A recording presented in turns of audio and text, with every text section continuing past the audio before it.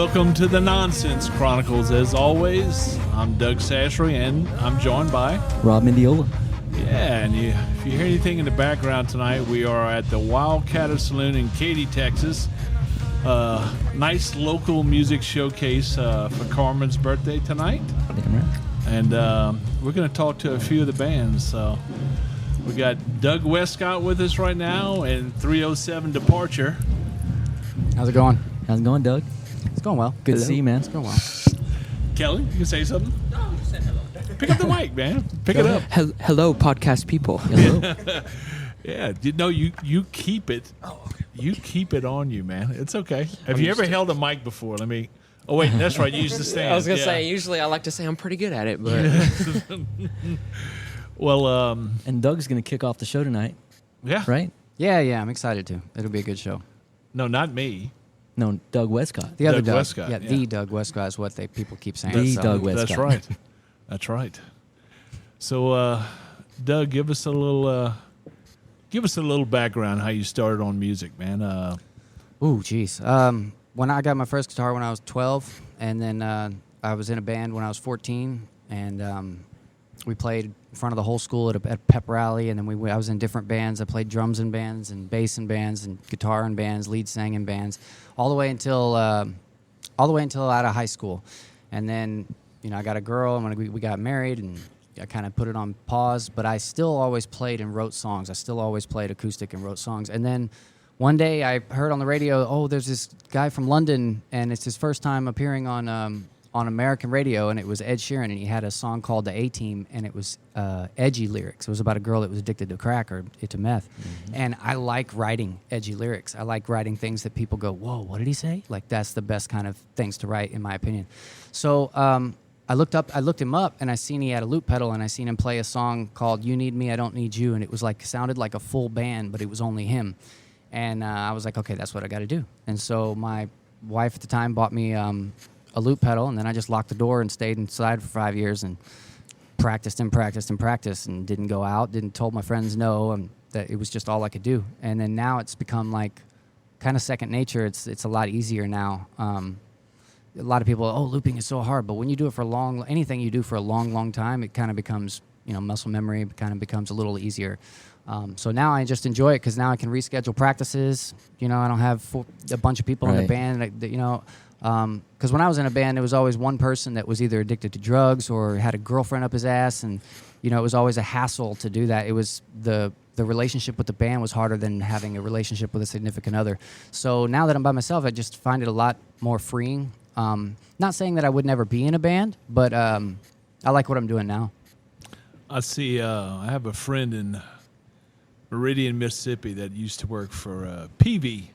Mm-hmm. And he works for the Never Air Base there now. And he plays a lot of gigs solo. He reminded me a lot of your setup. And the reason why he told me he did it, he got tired of people not showing up for practice, but they show up for the gig for the pay. Right. So, right. Yeah. And, you are like Michael Kennedy and Nick out there, the kind of the Switchblade Army. He's got all the skills, and you are a very good singer-songwriter. Thank you. That is your forte, man. Yeah, that's. I'm a songwriter first, artist second, musician third for sure. And you're a recording artist as well. Oh yes. I got 25 tracks out. Nice. And then another one coming out next month, and then another one coming out the month following that. So very cool. Last year I heard all these people talk about do one song per month, release one song per month, and I just heard it talked about, but I never seen anybody do it. So I was like, you know what, I'm going to do it. So last year I released 13 tracks in 12 months. I did one every month. Nice. But it has its benefits because people are like, oh, you're always releasing music, dude. You're so busy. You're always releasing music. But at the same time, I didn't have the money to put behind it for the real push because I was releasing so many and recording so many. So I think one every 3-4 months is usually probably better. But I had to do it. I set the goal, and I was like, you know what, I'm gonna get it done, and I got it done. So, and I was actually did an extra track, and I didn't even realize I did an extra track until it was all over, and I was like, oh shit, I did 13, not 12. That's cool. Hell yeah. Baker's dozen. Yeah. So yeah. That was the big goal that I smashed last year. So are you working with the producer or I have 4 different studios that I go to, but one of them is with Chubbs, and I'm working with Stephen Bogle. I'm working with Josh Walker, and those are the main three that I use. Every once in a while, I'll go with John Butler, but it's every producer has their own style and their own way of doing things. Some are really laid back. Some are real like, all right, let's get this done. You know, so it depends on what kind of song I want to record, and that's usually who I choose to go record it with. I got you. And if I can afford it, some are way more expensive than other ones, you know. But Yeah. Well, Kellen, what about you? Oh man. What's your backstory? 307. Well, 307 kind of began as a crazy idea amongst, I don't know, just kind of me and Grayson and a few of the friends that our families hung out with at the time. I had joined like choir in 6th grade, and that was like, to be honest, it was purely to meet girls. Like I didn't have any really interest in music or anything. My dad was an athlete all my growing up, so I wanted to be, you know, a football player. But then I ended up joining choir, and I kind of found this love for music. And Grayson did the same thing as well. He was choir and still is, actually. But we kind of just found this love for creating and kind of feeling that, you know, that unexplainable emotion that music can give you. And we started the band probably, I want to say it was like 4 years after we moved to Texas, like 2018, 2019. We kind of really started to put some work on it. We took some vocal lessons with a guy called Tom McKinney, hooked us up with a few people that helped us record our first single, Scream It Out. And then from there, we've kind of just been trying to play as much and learn as much and sponge as much as we can. I still think we're relatively fresh, only being a 3-year-old band, but I would like to think that we've come a long way and just, we love learning, just That's sponging good all of attitude. that. It's amazing. Yeah, it's good attitude. Yeah, But- we've said it before. We run into a lot of people that church or somebody in the family played music. So it's, Right. those are usually the one. It's either one or the other usually. Because, I mean, and there was definitely a little bit of a musical bone in the family with my mom. She sang all in high school with choirs and things like that, too. But it was actually my Uncle Dave, who kind of inspired me to start playing the guitar, because he did a lot of like campfire guitaring and just kind of like riffing around but singing over the top of it, and just everybody had a good time. And I always thought that was so rad. I was like, I want to be able to do that. So one day I just told my parents, I was like, I want to sign up for guitar lessons. And they signed him up first. They were like, we want to make sure that this school is good enough, and we want to make sure that it's cool and that you guys are actually going to learn some stuff. And then we actually went in and we ended up loving it. So we signed up and took lessons for a couple years and started the band. Nice. Blast. You want to pass that mic over to you, bro? Yeah, absolutely. Some other guys. So where y'all originally from? Where and how did y'all? We're from Casper, Wyoming. It's about, Oh wow, yes. way up north. Snows all the time. They say it snows from, they call it Octobuary because that's how long it snows. Well, that's Wow. that's why they called it Casper. Because Yeah. it's so, no. Windy City. It's ridiculous. But yeah. Cool. What brought y'all to Texas? My dad had a work opportunity down Okay. here. We jumped at it, and adapted pretty quickly down here. It's hot. We had to get used It's to very that. hot. Yeah. But y'all did.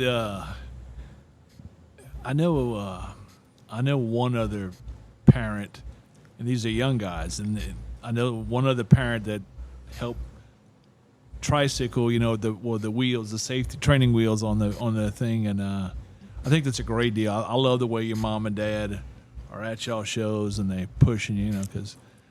I think that's a fantastic thing, and their setup at their house is so unique and so perfect. They've got a house. I mean, they've got 50 kids, so they've got another building which was an apartment set up already, and it's on multiple acres over there. Then they look like they took the Wildcatter stage and put it in their field because it looks exactly like the stage out of here. Wow. And then they had a barn, and they put cement on the floor. Now that's the rehearsal room, and Nice. that is very nice setup. I Yeah. loved it. I thought it was fantastic. the Our other day. parent support is kind of what keeps the engine going. Without them, we wouldn't be That's amazing. That's around any of this stuff. Yeah, Jeff Fowler with the other LA. They're out of Nashville now, but they used to be out of Louisiana, and he did the same thing with that band for the longest time, and he still goes with them. But I mean, so a lot of times, but they go off on their own now. They're mid-20s, and yeah. That's the plan. Yeah. We get they help us get started, and we can take it somewhere and then pay it back. That's our goal. Keep I'm going to tell you all a little story, and most of this I know to be factual. Just like anywhere else, I'll go around the country and I'll go see live music. Well, I was going to visit friends in Columbus, Ohio. It's actually Delaware. I was going right north of Columbus. It's a little town called Delaware. And I called my friends. I texted them and said, hey, where are y'all at? Where are y'all at tonight? And they said, we're out seeing my brother. His band's playing right now. Okay. I thought about going, but, man, it's 1,200 miles from here, and I was pretty tired, so I went rest. Little local band. Well, next time the Madden game comes out, and they have all the tracks on like they normally do, I'm listening. I'm like, what the hell was that? Her brother's band, and he left. That's why I'm telling you, stay committed to your craft no matter what happens, if that's what you want. He left right between when they were there, when I was there, and the next Madden came out. That band was called 21 Pilots. Oh, wow. Yeah. Look up Thomas on there, and he's the He's a only beast. ex-member of that band. But I don't know if he still does merch. I'm not sure if he books them what. That's still his guys, but he left right before. So, don't get this close to your dream and then leave. Like I said, that's you never know these days. It's so weird how I guess it was done years before, and there's y'all all have talent, it's. So y'all are brothers? Yes, sir. Yeah, me and Kellen are brothers. I'm 17. How old are you? 19. Yeah. And what's your name, me? I'm Grayson. Grayson Grayson. Moore. This is Kellen Moore. Kellen Moore. And then I just wanted to take a second to kind of introduce our guys over here Yes. too. This is Josh. This is the drummer that we picked him up about a year ago. We were in a point where we were like, you know what, we need to kind of redo our lineup and kind of reimagine this idea, because we were at the point where it was time for a reform. And so we picked up Josh about a year ago, and then this over here is Ryan, and we picked him up a couple days ago, Ryan. actually. He's going to pick up and play some guitar couple for of us. days So ago. we're getting ready to write our story with Ryan here pretty soon. So Doug, what's next for you, man?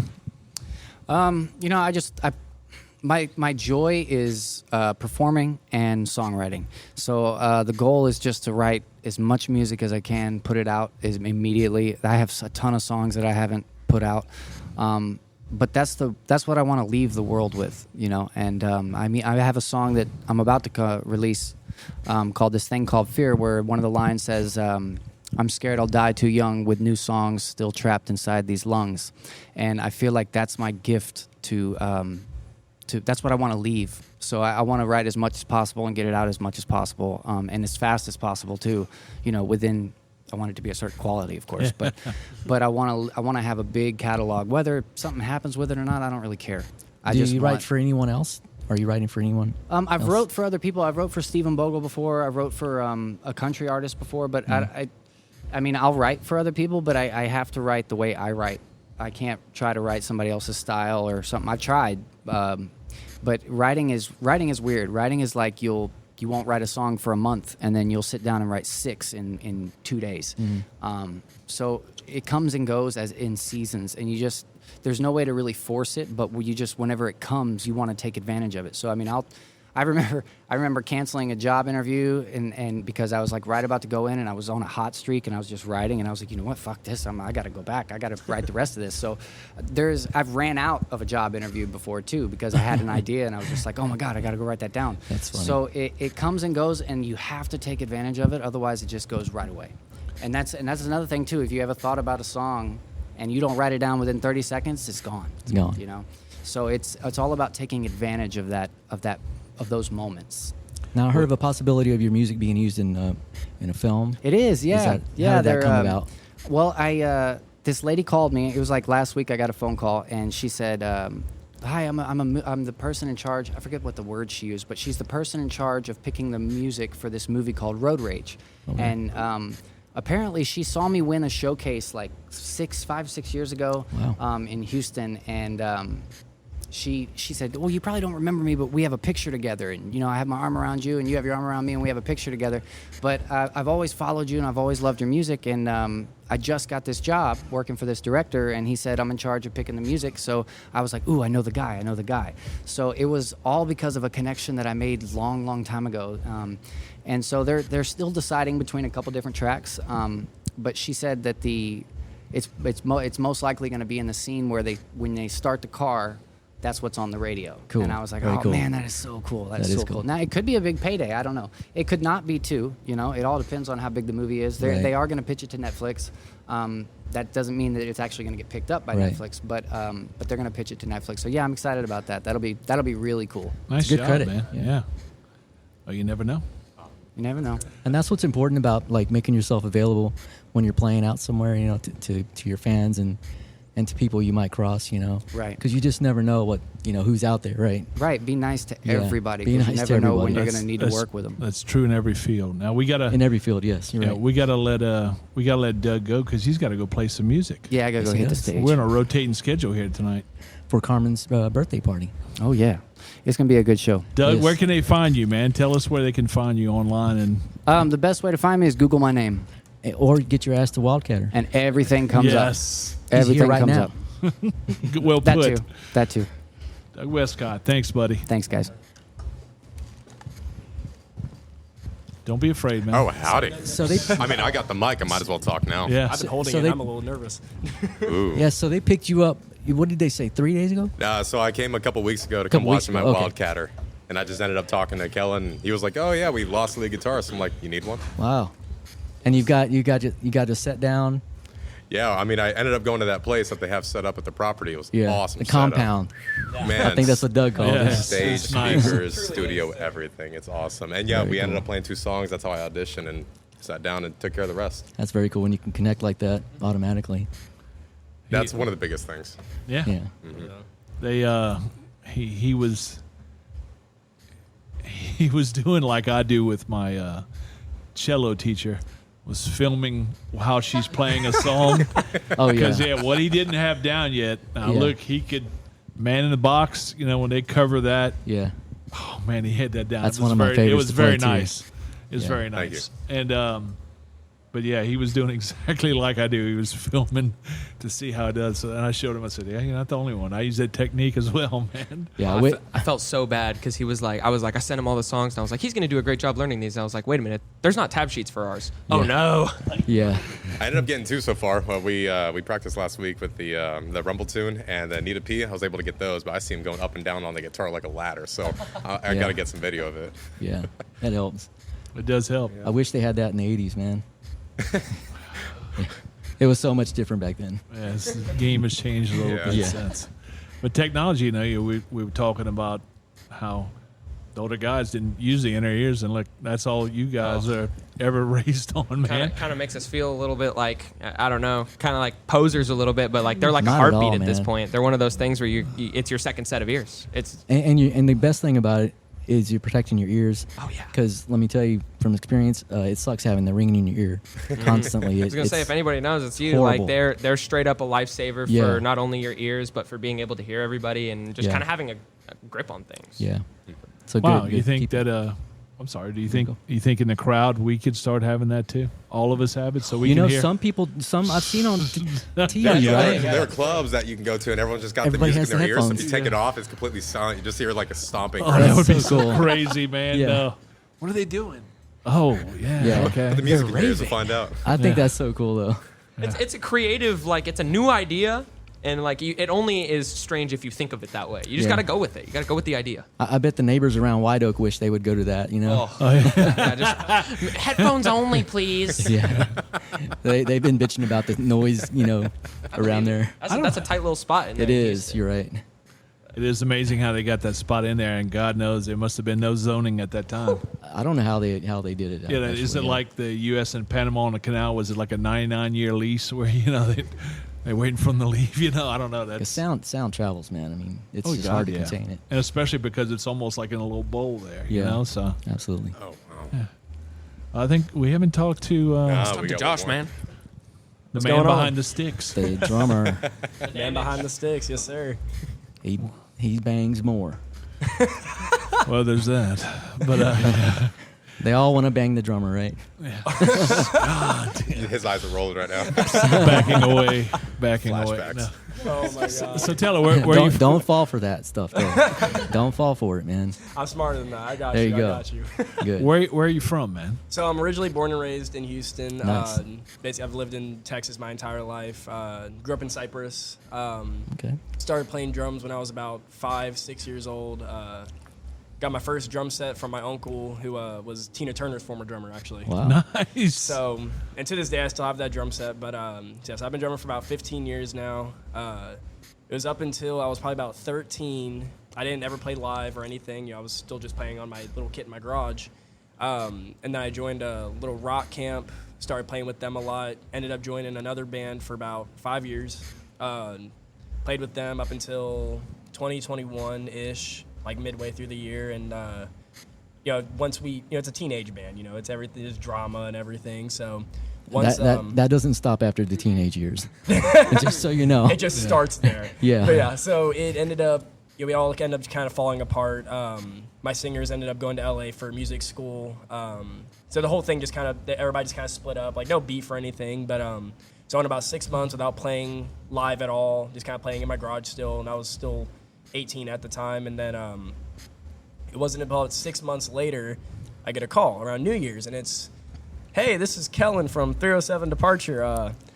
Is this Josh? I was like, yeah, this is Josh. He was like, hey, this is the singer for 307 Departure. And I was like, hey, what's up? Like, what's going on? He was like, well, our drummer and our lead guitarist just left. And he was like, we would love to have you, potentially be our drummer. We remember you from when we played at Katy. I was like, oh, I remember y'all. It's years back. But I was like, yeah, I 100% remember y'all. He was like, yeah, like y'all, come out here. We can come jam with us, all that. And that potentially ended up being, really good. We ended up, hanging out, and now I'm as happy as I can be. I love music. It's in my blood, and being with this band has been like the high hope of everything. I think y'all have a positive future ahead of y'all, man. Y'all play I really some hope so. tight music, and you mix your covers in, but y'all got good originals, and just We're working on that. keep it together. Now we're gonna take a break, but we're gonna come back. We're not done with y'all, but tell everybody where they can find y'all. We're pretty much anywhere that can reach your eyes or ears. If you can go on any social media platform there is and just type in official 307 Departure, you can find anything on us. You can type it in Google 307 Departure. You can go on Spotify, Apple Music, anywhere. Yeah. Do it, man. Yeah, Are go there. y'all- Go there now. So y'all have recordings and y'all.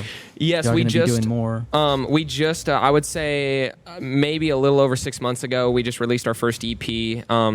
And it was a collaboration with a producer out in LA called Danny Saber, who is an amazing guy. We loved working with him, and just wrote out some compositions that we wanted to kind of just see, kind of do the experimental musician thing and just like, let's see what happens. And then they ended up being really good tracks. So we put out the EP, and we're currently getting ready to start. Well, we are started working on our first studio album. So we're getting ready to do like the full kit and caboodle. Are y'all looking at any sponsorships or anything? We do have a couple actually. We've got a sponsorship with Wild Gear, an amazing like they make our merch, our cups, all that stuff out of Wyoming. They're really close family friends. We've got a sponsor with Dunlop Guitars. Nice. That was really great, and that was something that Danny hooked up for us. And then just a few other small ones here and there, but those are the big two right there. Okay. And y'all getting ready to play? Y'all getting ready to do the LA thing? We sure hope so, man. We would really love to get out there and just like play a couple of those really, really, of course, like the Whiskey and stuff, really historic venues to kind of just have it on the rap sheet because it's a cool spot and a lot of history. off. Yeah, absolutely. off. Bucket list. Yeah, For sure. Everybody's got to do it. Yep. absolutely. Well, let's take a little break and we'll come back. Okay. Yes, sir. Word. Good talking to you guys. Hey, and we're back at Wildcatter Saloon in Katy, Texas, and now we're joined by Hold On Hollywood. HOH. What's up? How's it going, guys? What's up, dudes? What up, y'all? It's kind of like, the premier band. Well, if Nick tells it, that's the premier band. I don't. What do I say? What do I tell? They're top of they do get a lot of gigs with big turn bands. Every now and then, yeah. I think that's safe to say. We've done some decently sized things in our time. Bon Jovi and Candlebox and Yeah, yes, sir. All That's those. a little bit of a big band. Yeah. I think Just a little bit. I think at Couple least of- there's probably at least like 17 people who know who Bon Jovi is. Yeah, at least. And y'all did that at the Toyota Center. Toyota Center. yeah. Okay. Now, Nice. I guess we'll start with you, Nick. Okay. Oh God. Why now, not? you know, we always ask people what's their origin in music, and I mean, for you, I see your dad. So tell me, what's your where'd you come from in music? So I started playing guitar. Well, to start, my dad plays guitar. He's never Yes. really played in bands or anything. He's not like a guy who plays all the time. He's not like a shredder or anything, but he can Right. play, you know? And so there was always guitars around the house when I was a kid. And I just started picking them up and strumming on them at like probably 4 or 5 years old. So I've been playing pretty much my whole life, ever since I could hold one. But, you know, I mean, I didn't take it seriously until I was probably about, 12 or 13. I'd been playing on and off, knew a couple songs. And then my oldest friend, a guy named David, he's actually here today at the show. Cool. He plays rhythm guitar in our little Guns N' Roses tribute we had for a while. So you may have seen him around. He had started playing guitar, and he was like, hey, man, I've been playing for a little while now. I know you play. Do you want to jam together? And I was like, oh, yeah. And that really excited me because I had a friend who played now. He's the left-handed guitarist, Yes, yeah, right? yeah, yep. Yeah, wild guy remember on him. stage, jumping around all Right. crazy, like soaking wet, 100 pounds. Yeah. He just moves around like a ball of Exactly. energy. So that really excited me to play more. And so I just, started grinding away at it in my teens. And those couple years there, I started playing more seriously. I was playing all the time, learning songs that were out of my league. And that just helped make me improve. I'm self-taught on it all. And as all of us are, really. And so I started playing out live when I was 15. We just kind of started jamming in my garage and had a couple of friends. We put together a little band, and next thing you know, we're 5 years into it. And that band came to a close, and then we got into Hold on Hollywood about a year later, met Ian and Corey, and we started up that band. And yeah, it's just kind of been doing it ever since. I mean, I just started playing when I was a kid and started playing out live about 10 years after I started, and I've been doing it ever since now. So Very my cool. whole life. That's me. That's a good life, man. It's not a bad one. I can't Not complain. a bad one. In Houston all your life? Yeah, I was born and raised here. So I've been in Houston, but I mean, we've traveled a lot with the band, so I've gotten to see a lot of really cool places. So, yeah, So Ian and Corey dance. Do you dance as well? not at all. No. I'm fucking terrible. That's That's why you don't see me in the videos. Corey's always like, come here, let me show you a little something, something. I'm like, you let me go. show you a little something. Try to get me out there on that floor. That's funny. So, yeah. We're gonna get him and Michael Kennedy with all that hair to get them to Yeah. dance. Oh, gosh. There's that one video of me and him here. Yeah. I think it's, did Spring Spring take the video? shot that, Yeah, yeah. right here. Wildcatter, we had him singing that one, like, New Year's or something like that. Yeah. That was good times. That's good. But yeah, that's my backstory. That's kind of how I got started. Very just, homegrown kind of. And your dad supports all of the music, He does. so He that's works hand huge. in hand. Yeah, Yeah, that's always nice to have. it is. I try not to take it for granted. That's good. That's good, man. Y'all have been doing a good job on that. Thank you. Corey, how did you start in music, man? Oh God, bro. I had a late start. So growing up, I moved around a lot. Like Yeah. I've lived in Corpus Christi, I lived in Riesel, I lived in China Spring, I lived in Magnolia, all over Texas. And like I as a kid, my parents bought me like a guitar, and I took lessons for like a year. And I guess because I have such bad ADHD, I never really like stuck with it because I'm an asshole. And but when it comes to bass, I started real late. I got in a fight with my stepdad when I was 17 or 18, one of the two. And me and him got into a fight, like a fight. And I got kicked out. And I went over to a buddy of mine's house, and he was throwing a house party, and he was like, "Hey, you ever played bass before?" I'm like, "No."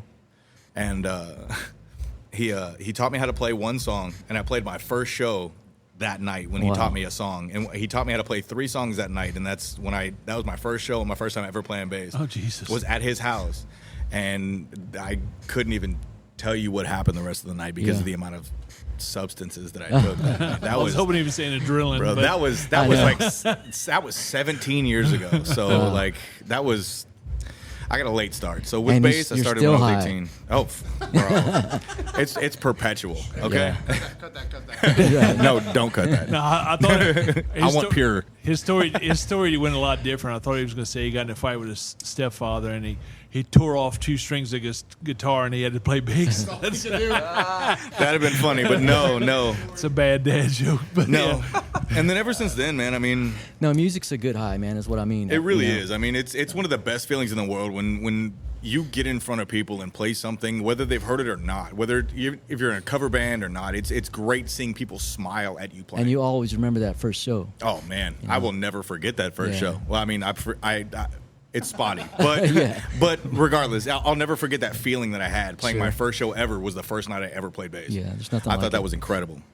Actually, it was with Jesse Avila. Yeah. We were in my first band called Fairchild. Nice. And he sat me down. He brought me in. I lived with him for a couple years at least, and it was incredible. Sounds like it was a good experience, man. He's one of the best guys I've met in my life. Cool. He's always been there, even to this day. He always hits me up. You doing okay? What's going on? You know? It's good to have friends like that, man. 100%. Yeah. I still haven't found friends like that. I know. Oh, come on, man. I know we have a great music community around in Houston and Katy area, everywhere, man. Yeah. Cypress, a lot of good people out there. So Ian, what's your story, man? Give us the backstory. That's enough.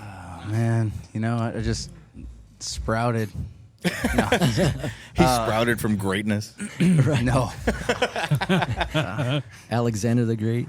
Yeah. That's where it comes from. Is it really? Okay. Yeah. Nice. It's funny. Most people don't know that Nick and I have the same middle name. Oh, wow. Okay. Yeah. Is it Alexander? Yeah. Oh, no way. Yeah. Okay. Did not know that. Well. Now we all know. Yeah. Or we will know. So I kind of very similar to Nick, dad influence. My dad was a singing drummer, so he cool. did the whole Phil Collins thing. Yeah. And he taught me how to play drums, so I learned how, my rhythm and everything like that. And I told him, I was like, well, Dad, you play drums, so I want to play guitar. So I picked up the guitar. Had about a month of lessons, and my guitar teacher was a dick. And I told him that at like 8 years old. I was like, dude, you're a dick. And I told my dad, I was like, I'm not getting lessons anymore. I'll just wing it, And yeah. So I played my first couple shows around, 8 and 9, 10 years old. Jeez. But I had moved to the Caribbean whenever I was like 8 years old. I was turning 8. And I lived on St. Croix for almost 10 years. Wow. So Nice. That's pretty cool. it's almost 10. It was like, 8, 9, but who cares, Yeah. But so I got here Better when part of a decade. I was here when I was 16, and then I've been here ever since.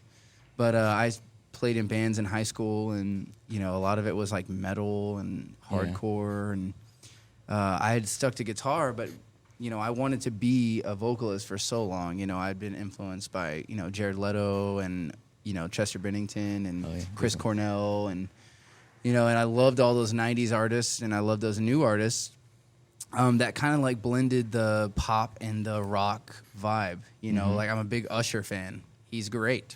Yeah. He's got the look, the style, but I like the pipes of people who were just, they killed it live. Every time you heard them, you were like, oh my God. Scott Weiland, until he got really fucked up, was amazing live.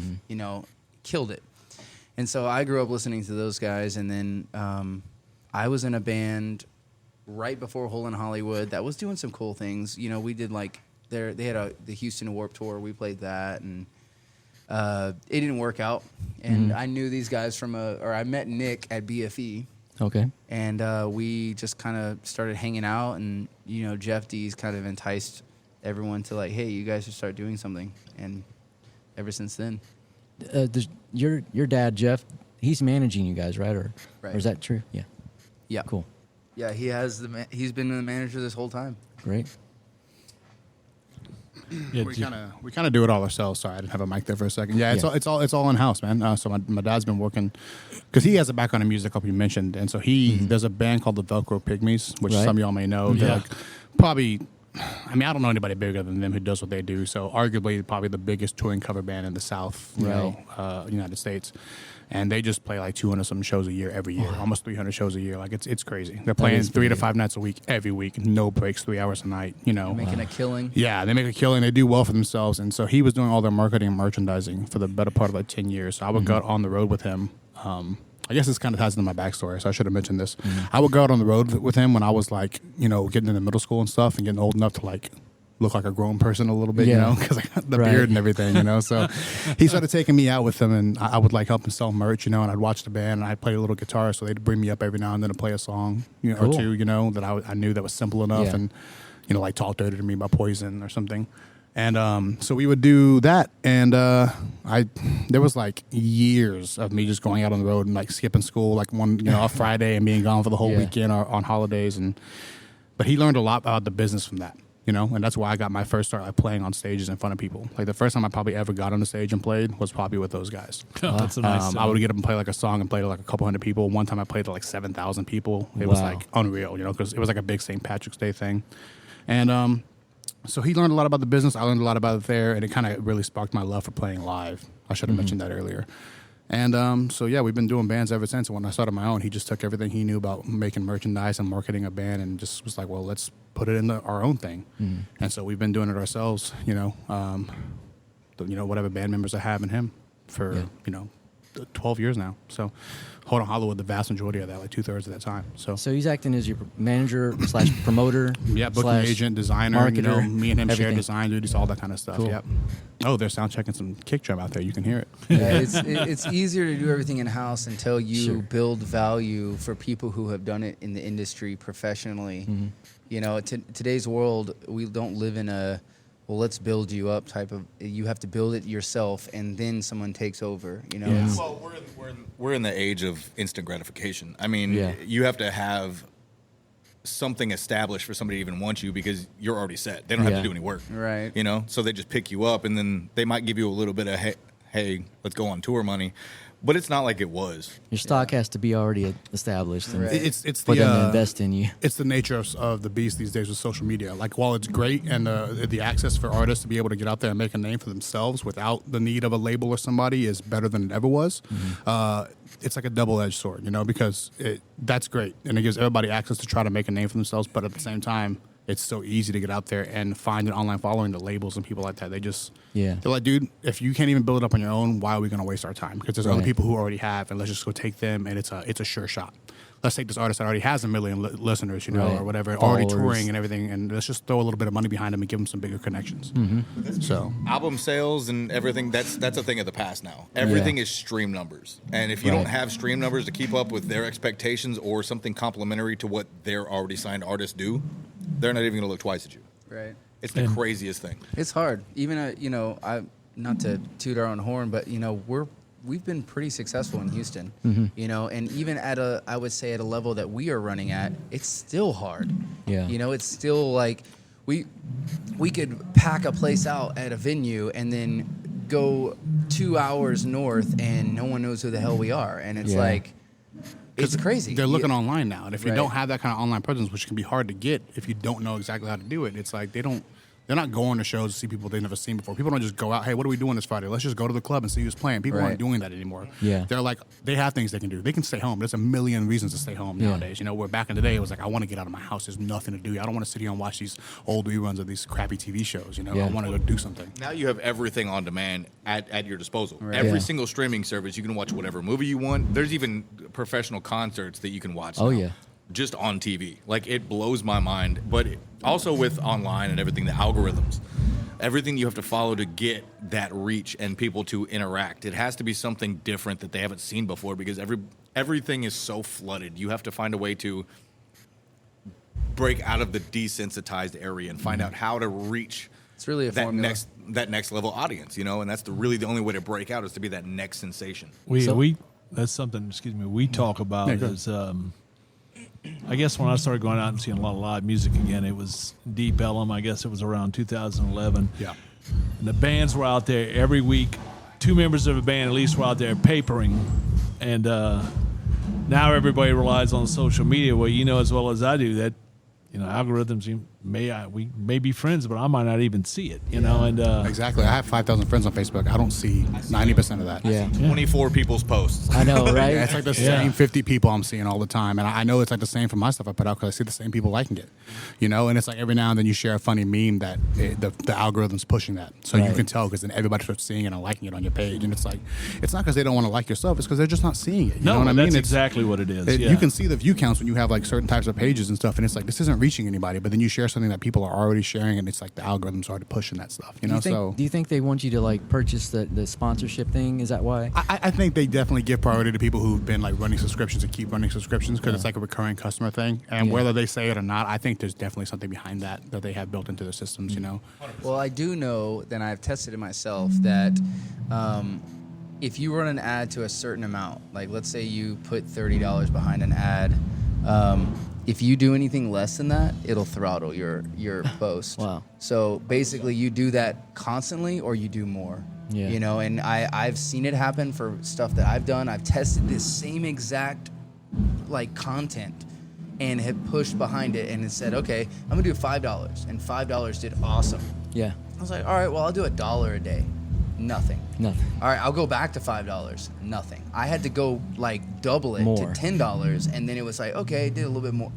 It's ridiculous. Yeah, that is There's no ridiculous. way I don't know why it's legal or how it's It's legal. a slot machine. But basically. right, it We're, is. we're definitely And- not marketing experts when it comes to and- social media. It's hard. Right. It's a whole, there's people going and learning whole college careers on that kind of stuff. Right. It's a whole Dude. monster. Build your brand. Yeah, it's- build your brand. Yep. Build your brand. Put value in your brand. Don't ever cheapen your brand. Yeah. And yeah, I mean, today, you know, we work with. It's so funny. Back in the day,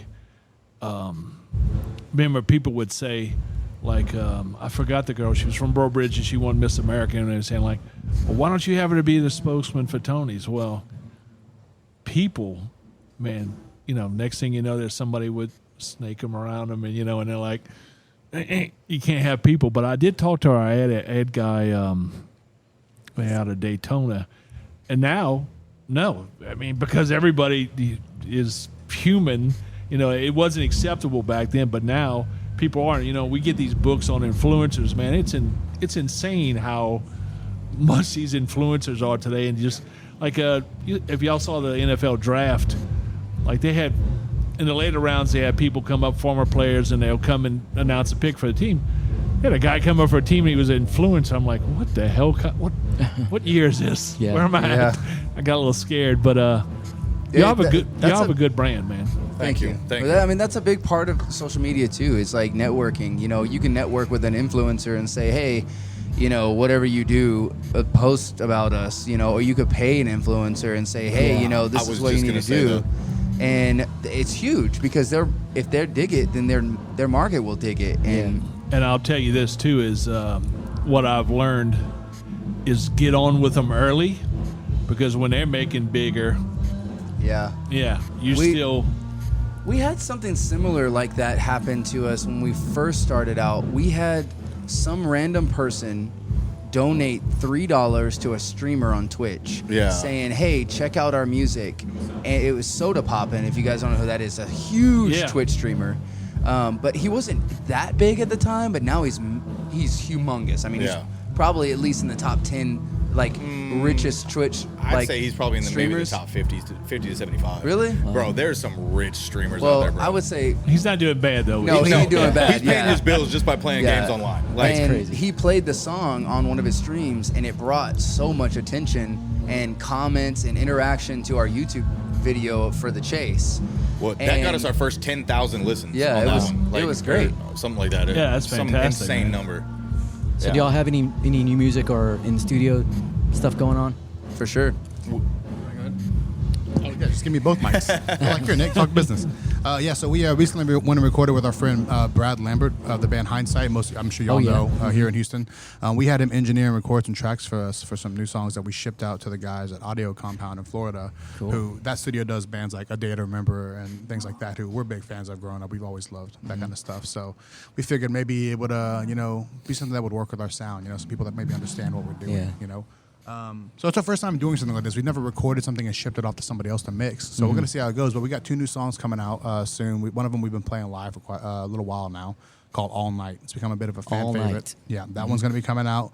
And another song called Sugar, which we've only played one time, I think. We played it Twice. I think we played it. We played it once when we first wrote it, and then we played it, about a year ago? we played it at 12th Street. No, it was December. Was it December? Yeah. 12th Street was where we played All Night the first time. That's right. A long time ago. Warehouse. So Yes. Warehouse, we did Sugar. I know we did it Yes. that one time. I don't know if we've done it another time, maybe, but yeah. So that song's pretty new to everybody. Yeah. So those songs, they're in the process of getting mixed right now. We actually got to get together. I was going to talk about it this week and get our mix notes back so we can get another revision.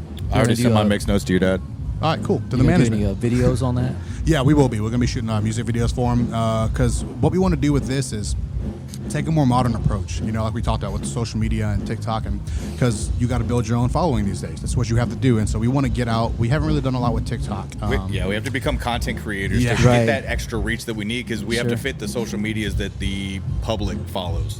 Yeah, Right. so I mean, TikTok's newer. You know, I don't really use TikTok a lot. I Yeah. guess I'm an old guy now. I don't know. I'm still in my 20s, and I feel like I'm outdated. Yeah. You know, but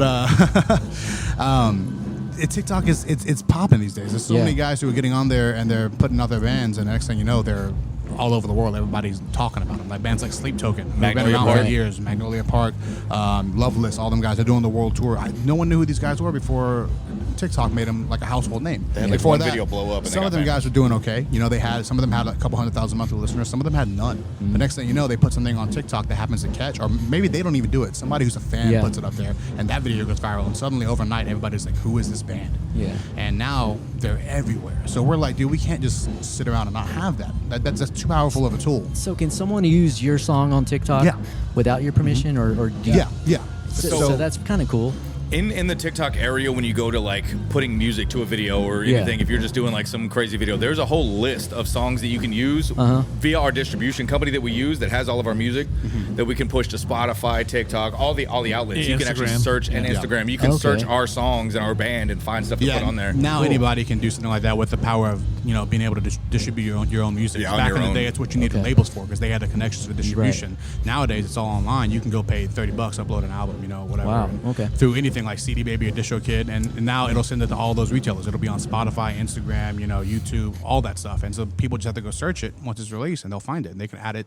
And that's the great thing is that's what makes it so like personable, and it makes the fans feel like they're involved. They're making content with these songs and everything, and it just becomes this thing that could at any point it's like a powder keg, you're just waiting to blow. Somebody just needs to find the right tool to light that Yeah. thing, and once it does, it's not going to stop. It's going to keep growing and growing and growing, and it's just a matter of finding that right mixture of things. What is it going to be that's going to catch people's attention and keep them Yeah. coming back for more? And right now, that's what we're planning on doing. So when we have these new songs come out, we're going to make videos for them. We're going to make a bunch of like fun video content around the music videos and all that stuff, and just try to push it through like Instagram Reels and TikTok and YouTube Shorts, all that kind of stuff, and just try to like reach as many people as we can because they're pushing that content right now. Video content is king. Get So- somebody that there's a lot of music I've found that it's on these Netflix series that get picked up, and I'm like, man, who is this? Sync deals. licensing. Yeah. Sync deals. Sync deals. That's where a lot of people make a lot of really good money, and that's how I found actually a few of the bands that I really like is going through there and hearing a song on somewhere, and I was like, what is this? And I'll Shazam it or whatever, You can hear those 307 boys sound checking right now in the oh, background. yeah. They're bopping. Dude. You hear that? So what do you think? What do you think captures it more, like a hook or a riff? In your opinion, It depends. could be either one. It could Think be so? either. I think a lot of it is everybody listens with their eyes. Yeah. You know what I mean? That's the saying we say around here. If you put on a good show, if you put out a good video, and you have a good, even just a decent hook, Yeah. you're gonna reel in an audience. But it has to look good at the same time, which is why I really like what we did with movies because it has a good hook, it has a great video to go does. with it, has a good Catchy, message it's behind dancey, it. yeah. Exactly. So it's really if It you're a feels musician, really like full production. a riff is going to get you. You know what I mean? Right. Like a riff is going to pull you and you're like, oh my God, did you hear that riff? But if you're just a listener, a consumer, you're going to be like, wow, that hook. They wanna sing to it, vocal. right? Exactly. People want to be able to Yeah. sing and dance. So the music is Right. more like it's going to set that tone. I feel like it's going to set that mood. So if your riff or your melody or whatever your music is going to be the basis, which they're going to stand on. Oh, I want to groove to this. I feel this. But the words themselves, the actual lyrics and the way they're sung is what hooks people in, the casual listener, more than anything. I think because you see people, they're always posting lyrics online, using it with their photos. It has nothing to do Right. with the photo. People love words. They do, yeah. because you can put words I do. everywhere. You can put words online. You can put words Yeah. in books. Words have been their language. It's what we use to communicate Yeah. with each other. It's one of the most core parts of the human existence is just words. Speaking them, reading them, talking about them, everything. And so when you put them to a melody where it makes it stick to them, that's infectious and you can't Yeah. beat that. So that music sets that mood. It's that bass. It makes them want to groove and feel it. Oh, this is cool. But once that hook catches them, then it's like, they're Yeah, done, when you the know? song's that good, it feels like it becomes part of you. Yeah. 100%. I mean, there's songs I feel like I can't live without. Like if I I could know. never hear it again, I'd be so sad. Exactly, Like yeah. I have to. How did I not know about it before? How did I Yeah. get this far without knowing this song existed? Right. So yeah, 100%. I think it's both, but I think I'm probably for the casual listener. I would say it comes down to that hook and those words, man. That Exactly. really, really, really ties people in. Yeah, because I know a lot of people that are in it for the music, but I also know a lot of people that are in it for the lyrics. Like, if you have lyrics that hit home with somebody, it could save their life. You know what I mean? Right. We've had so many people that have come up to us and be like, man, your music got me out of this funk I was Yeah. in, this horrible time. We've had so many people come up and tell us that. But we've also had musicians come up and be like, how did you come up with that riff or that intro riff to the To chase? whatever, the chase or anything. They were you like, say how or did you whatever. come up with that? Yeah. It's just different parts of different songs To different people. attract different people. And me, You know what I me as a mean? musician, I still feel like the hook is still a little bit better, you know? 100%. Yeah. 100%. it's everybody can enjoy a good There's hook, Yeah. you know. there's an energy and an emotion behind every hook. Yeah. If it, I always believe in like universal energies. So I'm like, hey, if it hits right, people are gonna Yeah. feel that. You know Oh, what I yeah. mean? And that's what we want to hit. Then they feel what's behind that. Exactly. Yeah. Exactly. And that's what really I think brings the music community and everybody together to Yeah. love Keeps them coming back the for music. more. Exactly. Exactly. So Ian's your hook guy. I would definitely say I'm more melody. Are you okay? Nick would be more lyric. Okay. But we Interesting. do a lot of both, honestly. Y'all both Like, write at least together. or- vocally. They do. You know, they, like- they do write a lot together. Yeah. We do, yeah. We write a lot together, and we do come together as a band and finish it, you know, and polish it And, together. and you're a guitar player as well, so correct, yeah. so y'all write on guitar we do. together. We'll write a guitar riff or whatever, and then we'll kind of piece it together, and then we'll write vocals to it. And You know, we just bounce really well off each other. That's good. No, we that's- have like similar backgrounds. that's what like it's I said, about, man. Similar interests, so it helps. That chemistry, Yeah. man. When fit's I happening, was it's gonna say, happening. that's like- really what makes it hard, even to quit if you wanted to, Right. because it's like, dude, you're not gonna find It's the magic, chemistry, man. or you're like, Exactly. I got to do this all by myself. Like this Yeah. sucks, but. But chemistry in a band is everything, and people Yeah. feel like they may not even understand what they're feeling, but Right. they understand subconsciously that there's an energy there, there's a chemistry Yeah. It's there. That magic. When everybody's you're making magic together. like that, it's just there's nothing. that It's compares to unmatched. It it. really is. Exactly. I say this quite often is we talk without talking all the time because of our chemistry. She's giving sign. Everybody's That's watching. our producer giving sign language. Okay. She says we have Vortxz. Oh, nice. Nice. Vortxz. That's a new band on the scene, I believe. Yeah, they're sick. Because I've never heard of them, so Yeah, I think they're tonight really we'll good. get to see them. No. Yeah, they don't disappoint. Okay, good. I found those guys a while back actually, and I put them on a show for the band. I manage a band called Sasser. You guys Yes. have probably seen them around. And they did a Gavin? Gavin, Good Gavin guy. and Jaden and the boys. They did a little song release back in December, the night before we did our big show on New Year's Eve. They played December 30th down southeast, and those guys were in the hometown for the holidays competition on 94.5 The Buzz, but they Okay. didn't make it to the top 10, but they made it to the top 40. And I heard their song and I really liked it. Yeah. And so I asked them if they wanted to come play the show with Gavin, and they were like yes immediately. They were like down for whatever. The coolest guys, the nicest guys. Yeah. And they came and played, and I was blown away. They're like That's these cool. like barely 20, 21-year-old cats, and they're phenomenal. They That's feel good. like they've been playing for 15, 20 years together, and their songwriting is just top tier. So definitely got to catch them tonight, man. They're going to be great. I think they We'll go look on. forward to it. What would you say they're like whenever that you hear them? What influences do you get? I definitely get like Kings of Leon. There's Oh, definitely wow. some of that. They're really influenced by a lot of like indie stuff. I know, like some indie alternative, like bands like the Bon Iver.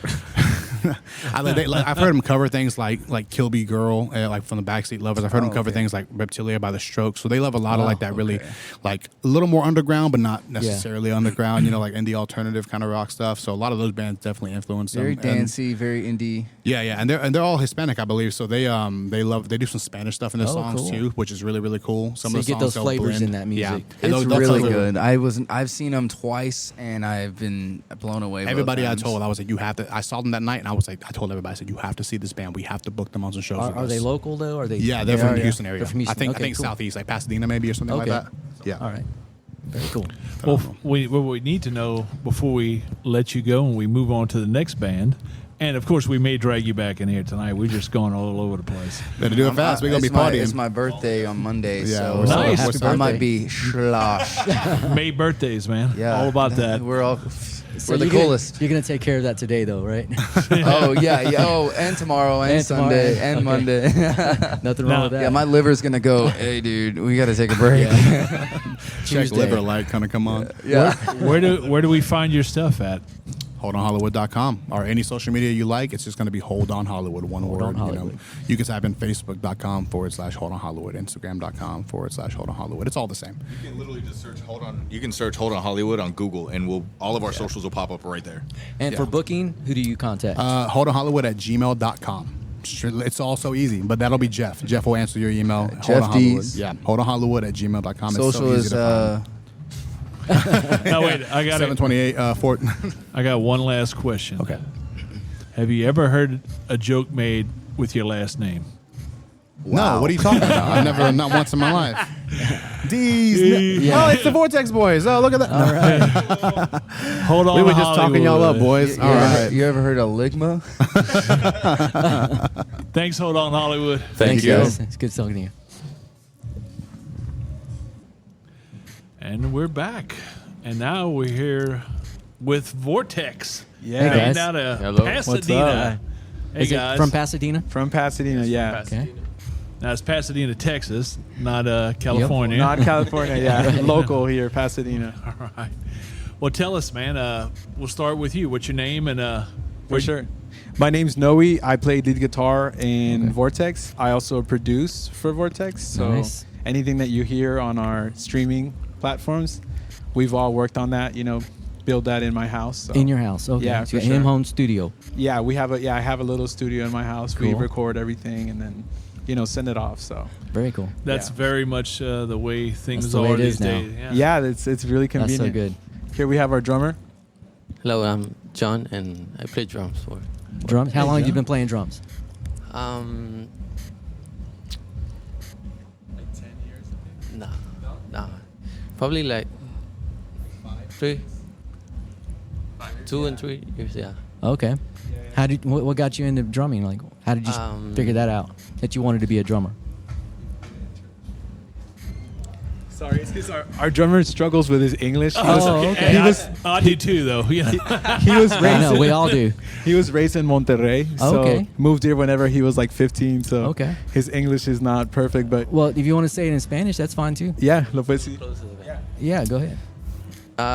Comenzó en la iglesia porque nuestro baterista se había ido a estudiar colegio y necesitábamos uno nuevo. So, a mí siempre me gustó tocar la batería. Yeah, he said that he started at church because the drummer from church left to college, so he just kind of like hopped in. And Yeah, he's that's always a common liked it, so common he's just- denominator we see with a lot of musicians starting out in church. Oh yeah, for real. It's amazing. Like, it amazes me how many rock bands come out of church. Like For sure. or get It's- created from playing in church. And as much as it was frowned upon when I was know. a kid, You're going to hell. Yeah, it's For sure. all church. Yeah. Every single one of them. I mean, Everybody we talk to, like, I started in church. I mean, just about every band has at least most or some of their members with, church. And It's we a can church. tell right away. We know who they are. Like if we see them Yeah. live, we're like, those guys started at church. We know right away. Well, it teaches you how to perform and stuff Yeah. too, right? I mean, it's a It's a good starting point. it's a good starting point. Yeah. For So- sure. So, Mr. Interpreter, who are you? So my name is Luar. Luar. Yeah, Luar. Spell that. That's a cool name. Luar. Okay. That's a cool And name. I'm the bass player for Vortxz. I've been playing bass and probably since I was 13, so I'm Wow. 20, so like around 7 years maybe. Yeah, that's cool. And I also started in church. Wow. Like exactly Yeah. like that. I think it was like a youth service, and I was actually playing guitar, and they were like, "Well, we need a bass player," and they're like, Right. "Just hop on." And then I was like, "Yeah, sure, I'll do it." And like I didn't know anything of bass; it just put me on there. And, Yeah. It's only 4 strings, That's and you it. were already playing 6. oh so yeah. So I was like, "Okay, I can do You're down this." with that. Yeah, for sure. So that was part of like a youth group. Yeah. I type was part. thing. I was part of the youth group, and then just level up to like the main service. and Cool. Technically, I still play. You still play for but, church? Yeah, I still play for church. That's but good. Right now, I'm here. So, That's good. Yeah. That's good. Yeah. And now the baby. Yeah. The youngest of the band. Your name? My name's Rambo. And Rambo. I'm the lead singer of Vortxz. That's tough. Go ahead, man. First So blood. The youngest and the singer, huh? Mm-hmm. So you're the singer. Okay. Yes, sir. Do you play guitar or anything or no? Oh, I'm the rhythm guitarist. Too. You Yeah, you play rhythm guitar. Okay. Yeah, he's also our songwriter, so he's the one that our songs come from. So You play on acoustic and electric, or Yeah, acoustic So- and electric both. what do you write on usually? Both or? It's either between acoustic or piano. Oh wow, so you play piano as well. Yes, sir.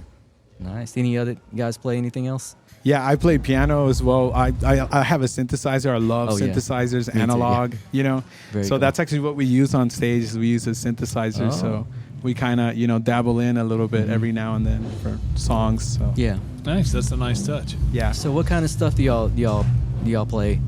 For sure. Like, I think our sound could be categorized as indie alternative. Okay, cool. But it has a lot of influences in like new wave, Uh-huh. like post punk, Yeah. and just kind of stuff that is a little bit like nostalgic, you know. So that's kind of like what we get a lot from people that hear us for the first time. You know, they know right away kind of where that comes from. So that's mostly what we make, but we also like to throw in every now and then, like one of our songs has like a little bit of a hip hop, you know, aspect to it.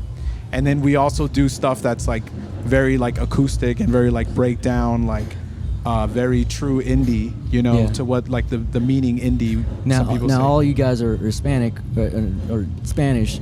Do any of those influences come in? Yes, we have a song.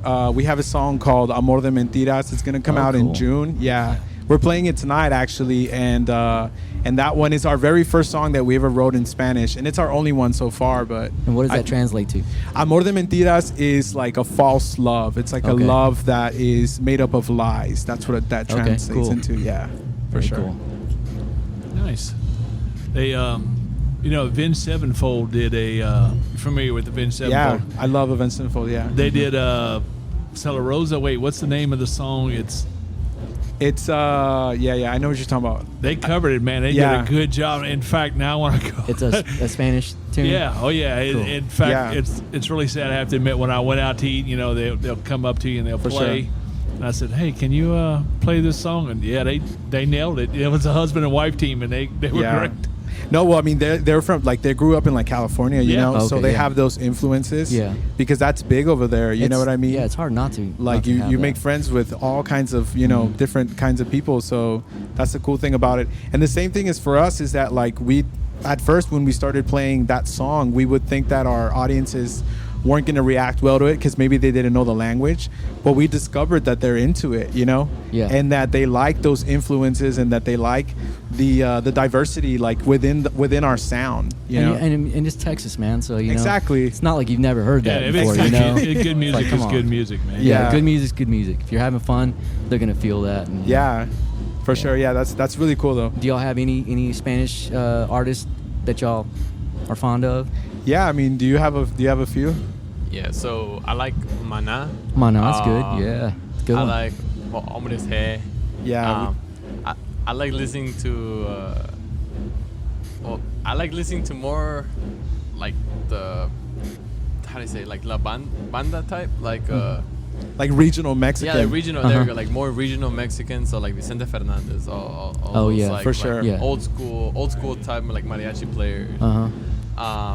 So I like the lyrics that they say, like, because it's more like they're telling the stories, not so much like just like rhyming. Like all the lyrics go together, and there's a story to be told. Right. And you know, it's just you see it come to life when they sing it, perform like in live, and even like through your headphones. Yeah, and they always have that's big what I like. bands, right? Oh Usually. yeah, for sure. So it's like a lot going on, a lot of emotion, feeling going through. I was just thinking about this too the other day because my brother asked me, he's like, what's like, because my brother's also a musician. Okay. And my brother is like a gig musician for regional Mexican music, you know? So he was like, what was like your very first like inspiration? And I remember being like 5 years old and watching Selena Quintanilla on TV, you know? Oh, yeah. And so I just remember seeing her musicians and the keyboard players and the guitarists and just being so fascinated by it, and her too, you know, just as a performer, star. you know. So I remember that, and that's to me like that was like the very first time that I said like, okay, I want to play music, you know. That's Was when you watching knew. Selena and her band. So Awesome, that's good. Yeah, for sure. Very cool. So how long have y'all been doing this together? How long? We've been a band a year. 1 year. Okay. 1 year. Yeah. And something months, because we started like in February, right? In January was our very first show. Yeah, okay. January 2022. So Yeah, so we're we're about almost a year and a half. almost a year and a pushing. half. Yeah. Yeah. almost for a year sure. and a half. And first it started off them three. And then they had like a little show at your At house. my house, yeah. They had a little show at your house, and then they invited me because I didn't know both of them. I'm originally like his friend. Okay. I've known him since like 4th grade. And Oh stuff wow, like that. that's cool. So Yeah. I heard that he was gonna play, so I was like, all right, you know, I'll go support it and stuff. And I thought it sounded pretty sick, but they didn't have a bass player. Yeah. So he was doing electric and bass. No, I was just doing bass. Yeah. He was playing Yeah. electric. Oh Okay. yeah. He Which was is so he was weird to doing me just, now. Just bass, You and know? then he was doing electric, and it was just 3, and then like sometimes y'all will switch or something like that. Making it work. Yeah, I mean, we tried to. Yeah. And well, you tell them like, what did you think when we went around? Yeah, so we were, we played the show, and it was just like 15 people, like just all my friends. It was like Black Friday, so we just decided to throw it, just randomly. And I remember seeing him in the crowd, and he was really like hyped up. Some of the songs are kind of fun, so he was hyped up. And after it was like a house party, so I was like, all right, come on, like let's hype it up, It's actually like a cool story because like the Christmas tree was up, so where the Christmas tree was set up, that's where we set up around. Okay. And so like the Christmas tree is still there till today. Like we haven't taken it down. Oh my God. So we always joke like that Christmas tree has been up longer than we've been a band. Like my parents, it's like a little thing. That's funny. But yeah, we saw him there, and I asked Rambo, our lead singer, I was like, yo, who's the guy that was clapping, that was hyped? Yeah. He's like, oh, that's my friend Luar.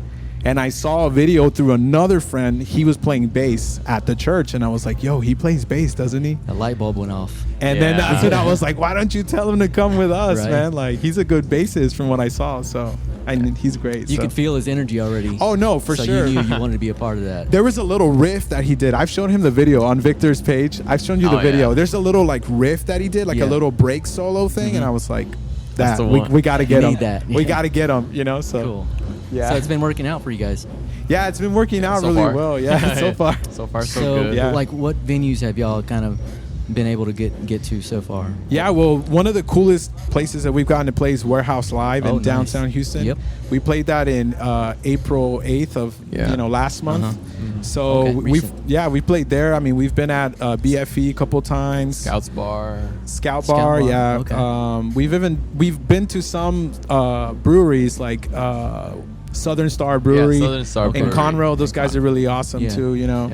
So we've been all over town, really. Just trying to get exposure out there because we're local. We're from Pasadena, so. Yeah. Are there any other Spanish rock bands?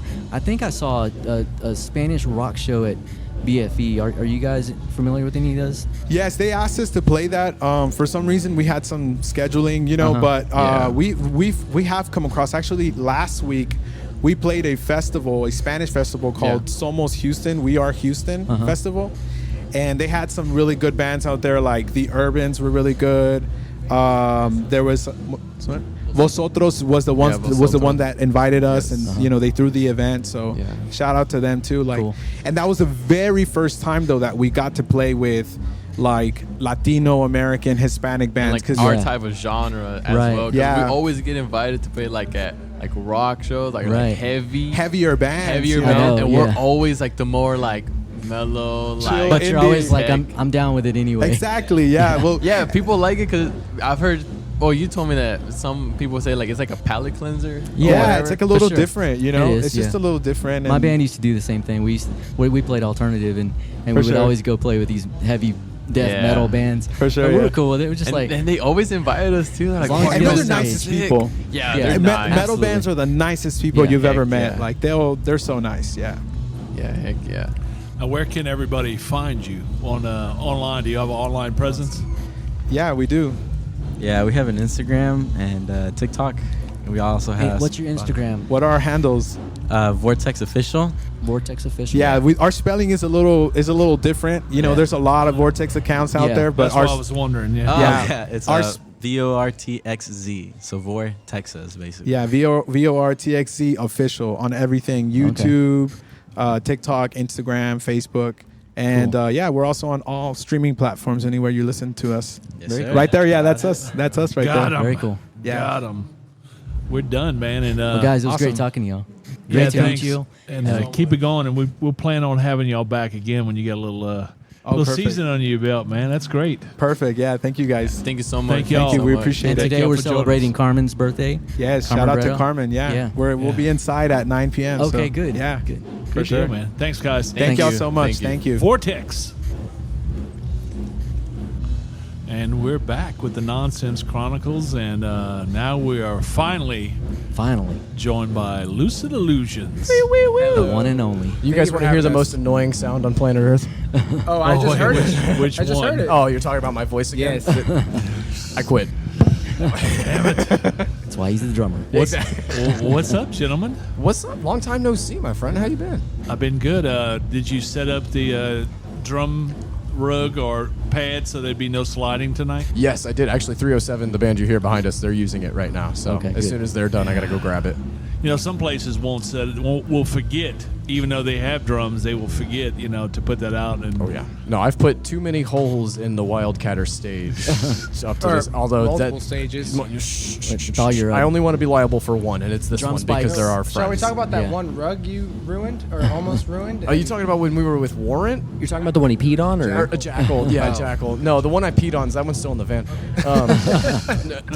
Well, I didn't almost ruin it. Homeboy came out and was like, "If you ruin this piss-covered, throw-up riddled, nasty-looking rug, you owe me $400." Oh, I was my like, goodness. Sure, buddy. It looks like it's been around since 1812, but sure, I'll give you $400.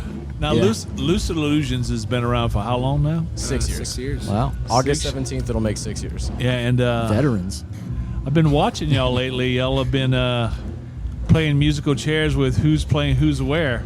Yeah, that's been a newer thing that we've added into Chinese the set. fire drill. I see that, man. Drummer coming up front. Mm-hmm. There was one night in practice where the two of them were interested in learning how we do the witch fill, like the and we spent probably a good 45 minutes trying to just figure it out. And along with that, we're like, you know what, we could do this. We could do this on stage and not make asses of ourselves. Yeah, well, y'all have done a good job. You have really good music, and do y'all all sing?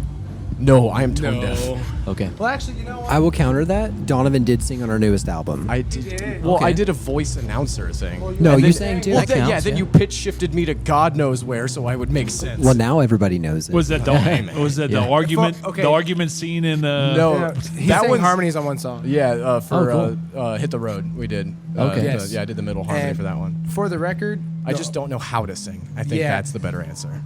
That, the pitch correction that we actually had to do for him was very minimal. Well, that's cool. Record. Oh, I will say it took a couple takes. Yeah, but, dude. No, I don't know. It was very minimal. I don't know what I'm doing as far as singing. So they took away my microphone, but I'm very loud, so I don't need one anyway. But, we wanted, especially that song, we wanted it to be all of us. So if that meant, going in and actually doctoring up his vocals, that's what we did, because it wasn't, at that point, it was not about let's get it right. Let's make it us. I mean, you're not the only dude that's ever had pitch correction. So. Oh no, I know, but just as little as we did to Connor and Jordan, they were like, oh, okay, we got to spend 45 minutes on your 3-second take here, so we're gonna fix that. I think people were angry because of it. I think it was Coachella where Blink-182. They were angry because he used so much pitch correction that at Coachella, dude, he sounded, well, at least from what I saw them do. I think I Miss You, and Tom sounded strained. If I'm being honest, dude, that's. I mean, Blink is. People weren't happy with it. I love Blink-182, but they've never been great live. They never have been. Yeah. And that's, Mark was not hitting his notes, so I know he wasn't. I don't know about for Coachella. I'm sure they probably do. But there's a lot of speculation on it. I don't doubt it. But I only saw the one video, so that's. They my looked 2 cents. happy. That's all I give it. Hey, man, the 3 of them are back. So. But hey, just to go back, I want to give Donovan some props actually. Oh, thank you. So what was it? Last week we were getting ready for a gig, and typically when we get ready for a gig, he'll show up at my house and he'll drink coffee.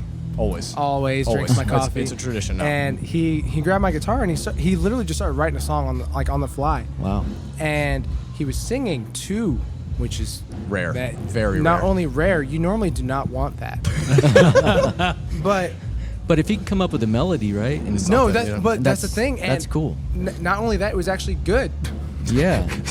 That's you don't have to know how to sing to come up with a melody. Exactly. So that message from a week ago makes sense now. Yeah. Where you sent all these lyrics and said, "Hey, by the way," and I was like, "What is going on?" And then I struck him because I wanted to rewrite them because I don't the second half was cheesy. So. All right, come back to it. I'm gonna tweak it anyway. I'm gonna make it my own. But, So who does the writing usually? It's mostly a lot of Jordan. Mostly Jordan. But I'll in bring the it to the lyrics. table. Yeah. And then, lyrics and the general song structure, like the chord progression and stuff like that. I'll come with the main package, but we still have to wrap it.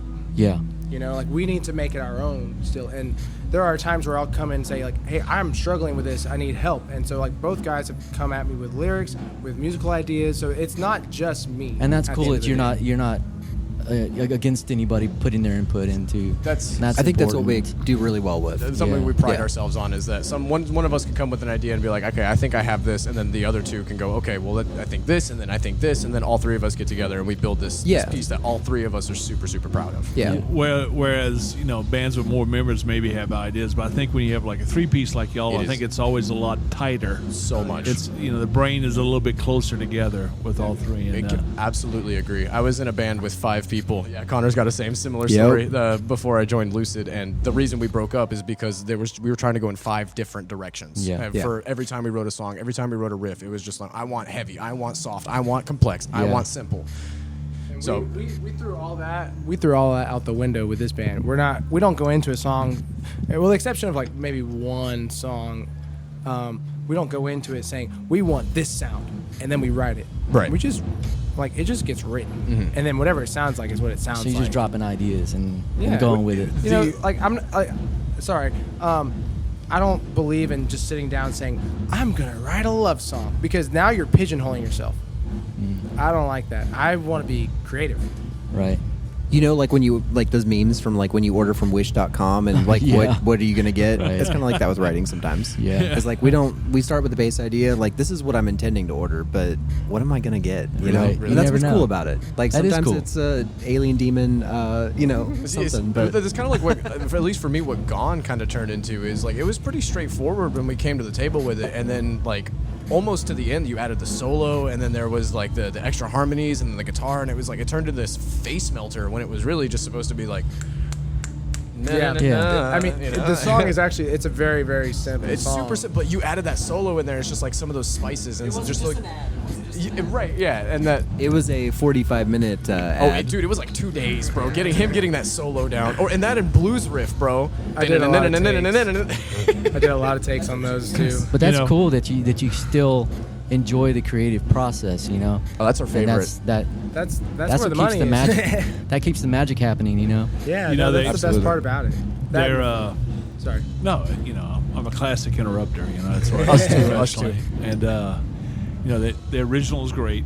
They have a ton of, but they also do some. I think what caught me was you playing guitar on Johnny Be Good. And I was like, Jesus Christ, man, this is awesome. Well, thank you. That boy can kill it. That's for sure. Now I don't want to say any names or put anybody under the bus, but there might be a band really close to where we are right now that's doing a song that y'all do as well. Yes, there is actually. No, I don't think they're playing it right now. Oh yeah, we talked about that the other night. Yeah, the 307 boys, 307 Departure. We love those guys. What song are they doing that we do? So for those of you who cannot see us, I am giving Donovan a death stare I don't right know. now. I'm so sorry, Donovan. Oh, you precious, precious little boy. I just, in case it's not completely obvious, I just play the drums. That's really all I do. Oh, Shotgun Opera. Oh, you mean the song they covered? Okay, I thought we were talking like a cover that we do together. See, I'm the happy medium. I knew where you were coming from. Thanks for the fucking hand, bro. No, it's just I was confusing all of us. It's a podcast. It's not live. I hope they can edit it. Yeah. We're a free and free range society here. You can say what you want to say. No FCC here. No. Yeah, you know me. No. So what's next? Well, that's for us to know and you to find out, right? Y'all just came off of like a kind of tour, right? We're calling it a mini tour. I mean, a little y'all dog hit some leg. pretty far states, right? We had some good shows. Where did y'all hit? One second. This is just a fun tidbit. I live in Houston, Texas. Always have, born and raised. The closest I have ever been to the American border was when I was in freaking Buffalo, New York. Wow. There you go. And I'm from Texas. Wow. So that's crazy. Yeah, dude. No, so that's crazy. We had shows in Jordan, New York, Boston, and Raymond, New Hampshire. That's so cool. We went to Niagara Falls. We got to see Canada. Yeah. I'm sorry, in the sense that we played. Did y'all play with anybody? I forgot. We played with Tantric. Head PE was the headliner on Head that PE. one. Dude, those are some cool Crazy dudes. Town, who recently got kicked off of that tour. I hope that he gets his stuff figured out, man. He's been trying to get help for a long time. I know. That's all you can do. I don't want to say anything bad. So stay away from drugs. Amen. Yeah. But and then Adema was also Adema. Adema. Yeah. Sorry. Yeah. Adama. Adama. Actually, I watched their set. They were great. They were yeah. really Yeah. great. All the And bands we played with. The lead singer, I think his wife went into labor or something like That's that. right, yeah. At that show, so Oh, the wow. guitar player actually fronted the whole thing. Oh, and wow. I had mad respect for that. That was really cool to That see. was you don't see that every day. Only other time I saw that was here at the Wildcatter Saloon in Katy, Texas. Y'all should check it out if you're from the Houston area. Damn right. And Plug. Not that kind of plug. Anyways, Drowning Pool. It was a similar situation with Drowning Pool. Yeah, Drowning Pool had to do the same Yeah. thing. Yeah. CJ and Stevie were hitting the mic that, Yeah, anytime I ever see people do that, automatically, whether it's good, bad, indifferent, respect. Because that's professional. Yes. You're just leaving people standing there. Yeah, exactly. It's like no You know. excuses. Get your They asses up came there and to put on a see show. you. You're respecting their time. Yeah. As well. So that's important. Definitely. And people love that, man. It's unique. They'll remember you don't it. see that every day. Yeah. And Lucid Illusions does not. They don't sit still. There's 3 of them only, so they got plenty of room to run around, and they'll run around in the crowd. Oh you yes. know, so. That's our favorite place to be, is with you guys. Yeah. So do y'all work full time, or how does that work out? Like getting time to go out and do your thing. So we're in what is colloquially called the weekend warrior phase, where we do have to have full-time jobs, to pay the bills Like and things most like that. musicians nowadays. Exactly, right. know? And then, on the weekends, extended weekends, we will go out and, hit wherever we can. Yeah. It's worth it. I think I that's owe a money lot to my company for this last tour that we did, but it's worth it. I you think know? that's kind of become the normal, right? I mean, for the most part.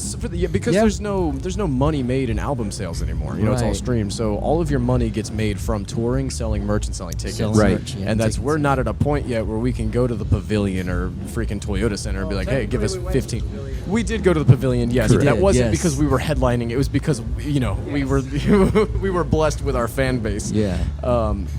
And that's you'll pay an X amount for a venue and then kind of overcharge for the tickets to make your money back, Right. and then some. You're saying you overcharge for tickets? Wait, what? No. What's I'm happening? just Wait a saying. minute. I Hey, don't overcharge for tickets. Hey man, I'm just saying from the What? the I tour don't- manager I had a conversation with today. That's kind of seems like how it goes. Is that So- why Ticketmaster sucks? Yes, that is exactly why Ticket. Actually. Oh no, here we go. I'm sorry. We did a show. It was our release show in December, and Ticketmaster. Yeah, put both mics on me. Thank you. Double fisting. Open up. We're gonna get what's it called? Dang it. Anyways, I'm sorry. Ticketmaster got a hold of our tickets for our record release, and they were charging $41. Whoa. for our release, dude. Wow. For Houston, $41. local band. Wow. When I went and saw Neck Deep, the tickets were 12. 15, Yeah. We didn't authorize that. Our normal. I got on the Avenged Sevenfold thing for their tour, and they had the little token thing where you wouldn't have to pay all those fees and stuff. Right. But because I was so confused and it was so new, I said, "Here you go, Ticketmaster. I want the best seat. Just give it to me here. Whatever, I'll pay. Whatever you tell me." Oh God. Yeah, And you had so- $200 $1 in million. processing. Yeah, processing and handling fees. That It is is. just one computer going from 0 to 1, and it's like, wow, that's worth $200. Crazy, dude. I can almost see a revolt coming because you see so many bands. Oh, dude. They've been talking about it a So lot. many- yeah. Taylor They've been Swift talking had a about it a huge lot. issue with it. Blink-182 had a huge issue with Bands it. are like opting out of that right now. Oh, huge. Cure. Yeah, and that's I would like to do. If we ever hit that point, I don't want my tickets to be sold for more than whatever I told my fan base. It was would be sold flattering, for. but it's not. It's not good. Yeah. That's for Another thing- sorry, as it stands right now, we have the power to not give Ticketmaster access Right. to our shows unless we play certain gigs like that Right. record release show that I was talking about. They got a hold of those tickets because of the venue, right?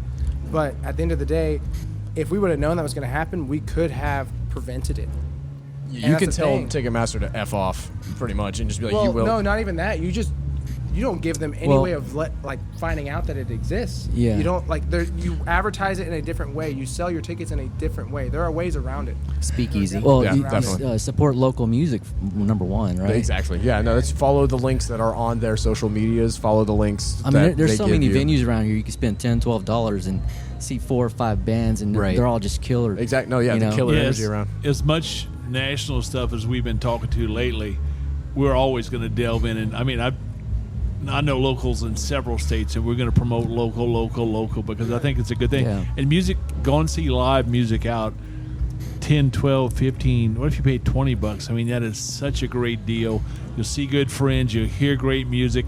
Most bands have when I was first loving music going out, it was cover. Well, I still enjoy cover, but most of these bands out that do original, I never knew how great a music they have.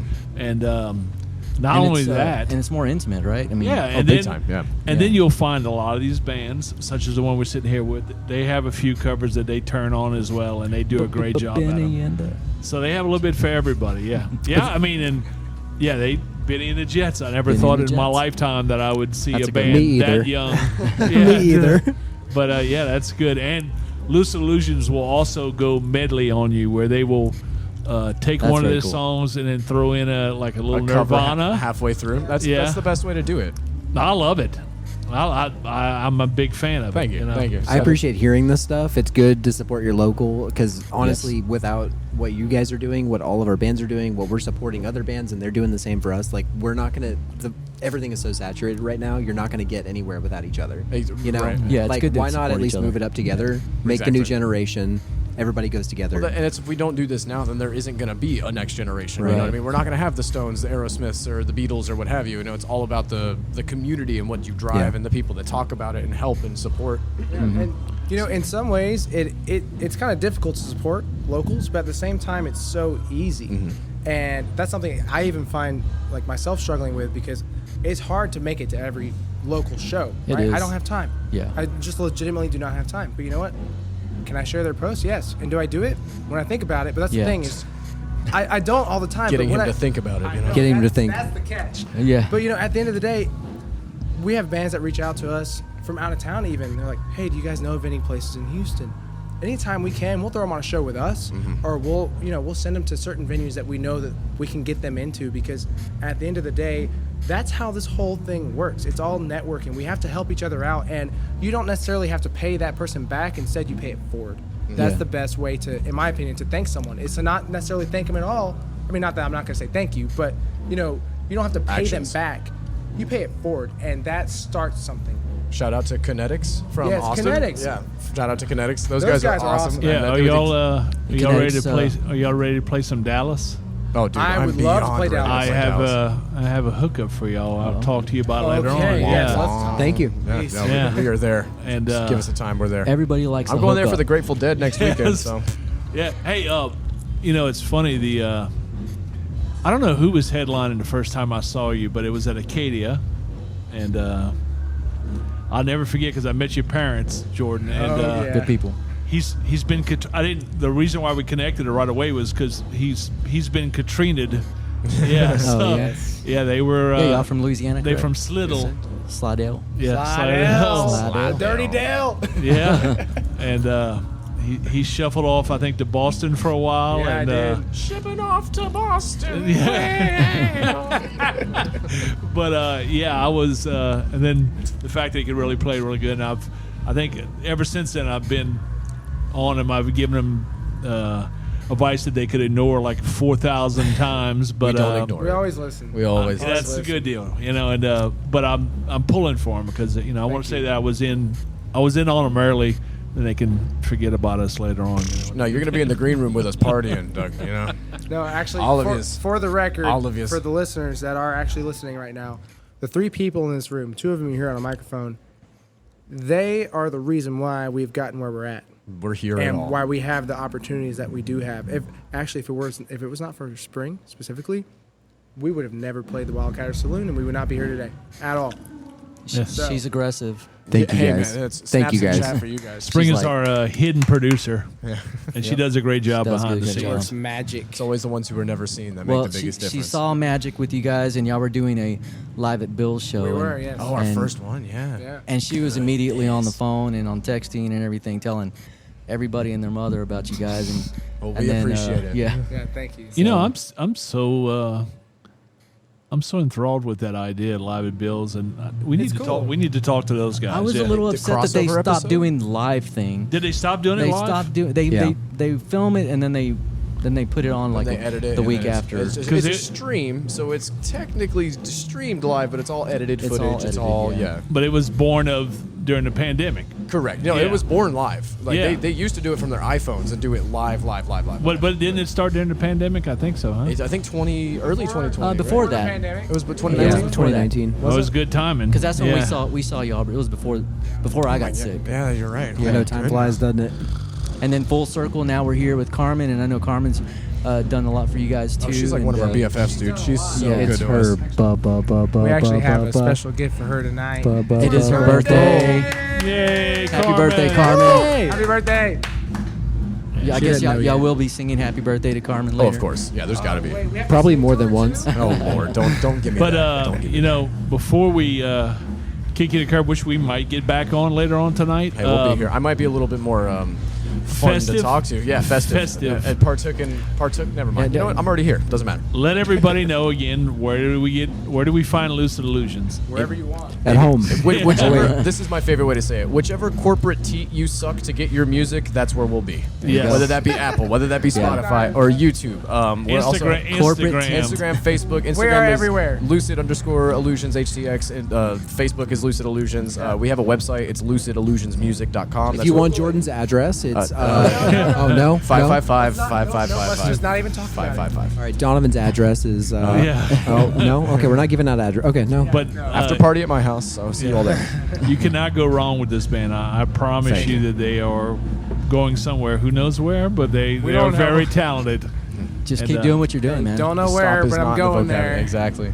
Thank Quote you. ourselves. Thank you, Lucid Illusions. Thank you, Doug. Thank you, guys.